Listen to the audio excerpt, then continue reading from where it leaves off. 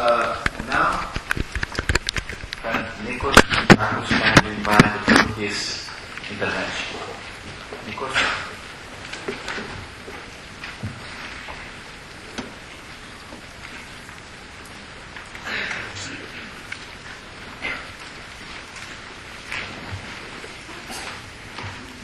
Well, thank you very much, Chairman, Natalie, Nick, for giving me the possibility to be here. I see a great crowd, and it shows that the market is really bad. Everyone is here for a free drink. So I think this is I don't want to stay between you and your free drinks very much. And never seen this room so full, so this is a good opportunity.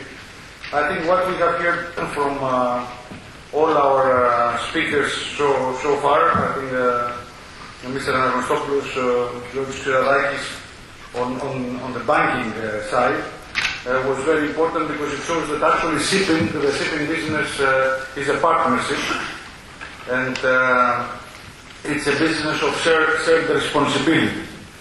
And I think Dimitris and George talked about sharing the responsibility as far as ship owners and their bankers would do it. I think the charterers, the insurance, the flag states, the shipyards, and the brokers are all part of one chain of responsibility that we bring up, I would say, a very important and desired service is moving products around the world. And I will I think, focus more on what Mr. Hammer spoke on, only on the tanker side, whereas perhaps the responsibility of doing this job is even higher because of the sensitivity of the cargo. And I think whereas the bankers, and I see quite a few of them around this room, I don't see that many charterers, and I'm worried about that, but this is a separate case. I think as the ship owners are doing, I would say, the hard job, but they have to be assisted by all the other chains of responsibility. And I think we are doing this job for our clients. Our clients are the charterers. And I think in the tanker business, it's a very, very sensitive service we provide, a very dangerous service. Our seafarers and all the people involved put their name and their reputation and stick their neck to provide a flawless operation. And looking back over the last 20 years, since we came out of the whole industry actually self-regulated itself by getting out of the WW, of the single vessels, and created a whole new type of vessel, the WW, self-financed by the owners.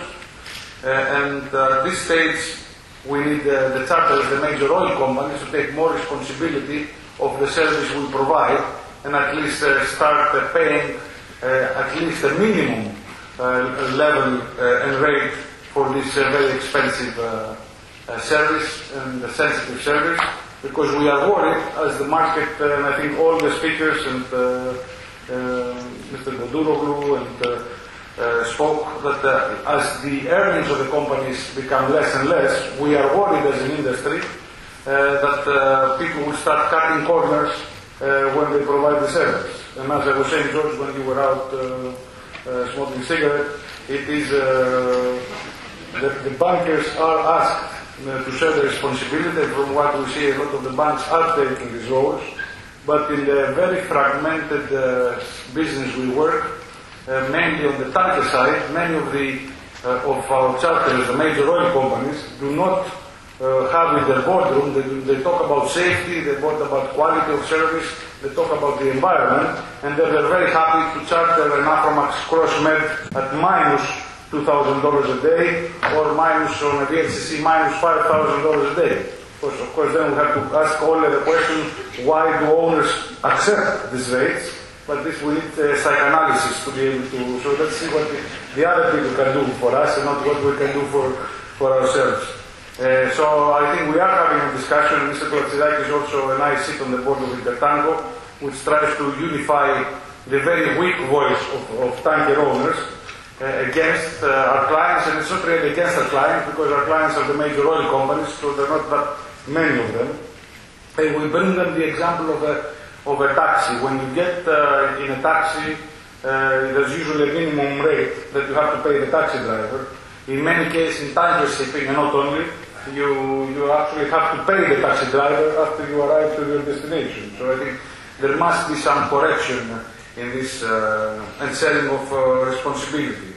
There have been, during the times of crisis, there have been unfortunately a lot of environmental disasters, mainly with oil major companies' vessels.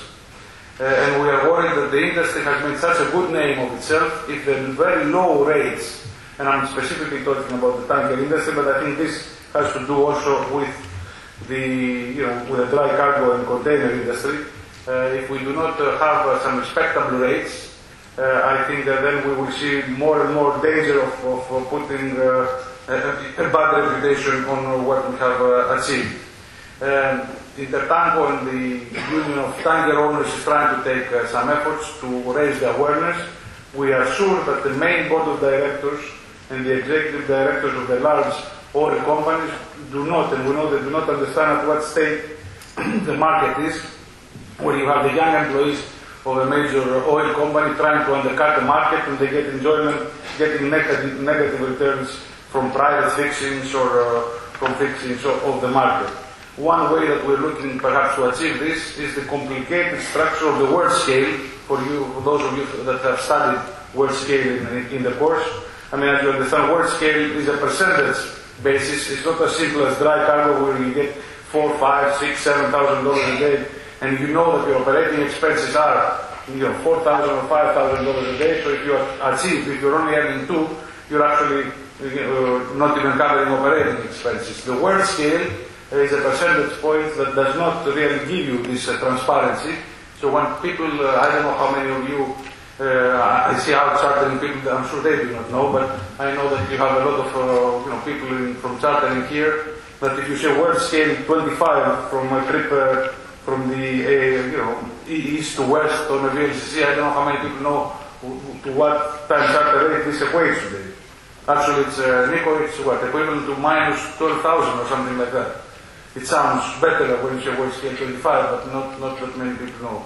So I think we need, as the bankers are sharing the responsibility, the flag states, the insurance, the major oil companies have to start sharing the responsibility on the tanker side. At the end of the day, of course, we are big boys, the ship owners, I hope, and we all know that no one really put a gun on our head to oversupply the market with ships.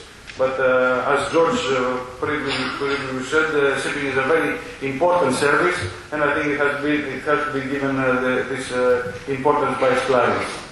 Thank you very much, Chairman.